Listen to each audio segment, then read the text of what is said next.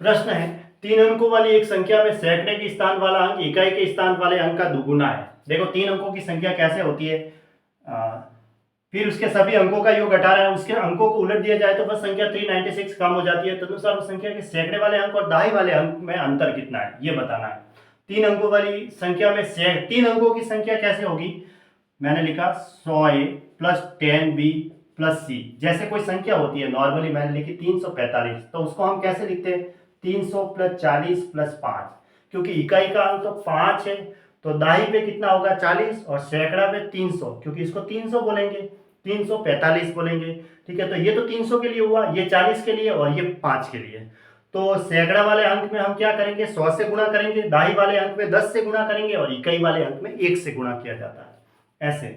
तो फिर ये संख्या हुई, सी जो मैंने लिया है वो इकाई अंक लिया, क्या लिया इकाई अंक, और बी जो लिया है वो दाही अंक है, क्या है दाही अंक, और ए जो लिया है वो सैकड़ा अंक लिया मैंने, क्या लिया सैकड़ा अंक, इसको समझने के लिए है ना।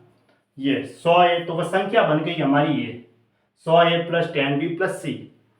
अब इसने कहा है कि इकाई के स्थान सैकड़े के स्थान वाला अंक इकाई के स्थान वाले अंक का दुगुना है। सैकड़े के स्थान वाला अंक कौन सा है, ये वाला है जो इकाई का दुगुना है, यानी कि इकाई का अंक c है उसका दुगुना। एक तो ये स्थिति हमें दे रखी है।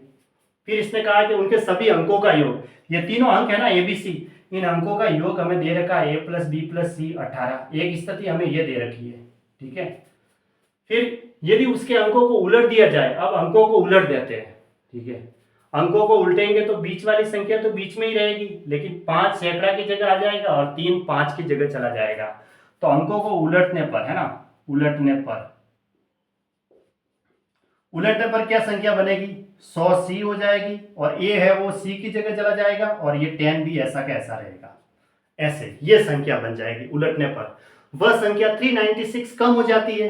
अब ये कम हुई है तो इसका मतलब पहले वाली ज्यादा थी, इसमें से ये घटा दो, यानी कि 100a plus 10b plus c minus 100c minus 10b minus a बराबर 396, क्योंकि ये तो कम हो गई है, पहले वाली ज्यादा थी, इसको घटाएंगे माइनस माइनस माइनस लग जाएगा, 396 कम हो गई।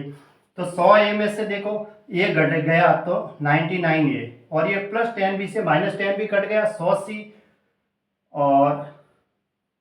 और ये प्लस का c, तो देखो माइनस वाला ज्यादा है तो निशान माइनस का रहेगा, और 100c में से एक c जाता है तो 99c ऐसे बराबर 396। अब इन दोनों में से 99 कॉमन आ रहा है और 99 नीचे भाग में चला जाएगा, तो a माइनस सी बराबर कितना हुआ 4, क्योंकि 99 का इसमें भाग देंगे तो 99 को 4 से गुणा करते हैं तो 396 होता है। तो a माइनस सी की वैल्यू कितनी आ गई 4 आ गई। एक स्थिति हमारे पास ये बन गई। अब हमें क्या चाहिए उस संख्या के सैकड़े वाले अंक और दहाई वाले अंक, सैकड़े वाला अंक यानी कि a और दहाई वाला अंक b, इनका अंतर चाहिए, तो a b की वैल्यू चाहिए। तो a की वैल्यू 2c के बराबर है, तो मैं यहां रख देता हूं 2c माइनस सी बराबर 4, तो c बराबर कितना आया 4 आया, c की वैल्यू 4 हुई। तो अब ये c की वैल्यू मैं यहां रखूंगा तो a की वैल्यू कितनी मिलेगी मुझे 2 गुणा 4, यानी कि a की वैल्यू मुझे 8 मिली।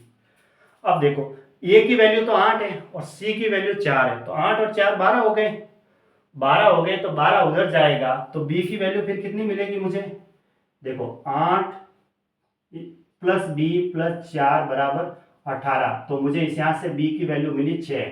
तो हमें a और b का अंतर ही बताना था, सैकड़े वाले अंक और दहाई वाले अंक का अंतर, तो यानी कि a माइनस बी, यहाँ लिख देता हूँ a माइनस बी, यानी 8 माइनस 6 बराबर 2, तो 2 इसका आंसर हो गया है ना ये, तो 2 इसका आंसर है, ऑप्शन बी राइट है 2, क्योंकि हमें a और b का अंतर बताना था, सैकड़े वाले अंक और दहाई वाले अंक, सैकड़ा वाला अंक a है और दहाई वाला अंक b है, तो a और b का अंतर कितना हुआ, a की वैल्यू 8 आई, b की वैल्यू 6, 8 में 6 गया 2।